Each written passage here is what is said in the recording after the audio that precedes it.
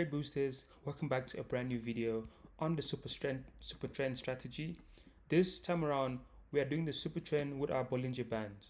Alright, this is a very simple strategy with two simple rules. In order to take a sell, we need to wait for price to break above our Bollinger Band.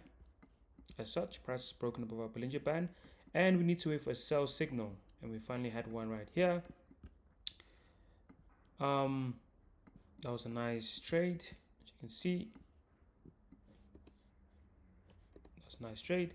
And for a buy signal, we wait for price.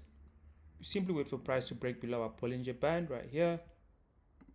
You can see price is broken below our Bollinger Band, and we had a nice buy signal. That was a nice trade as well.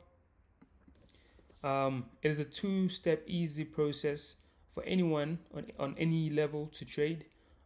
If you need help with it, comment sections are open and I'll be more than happy to help you.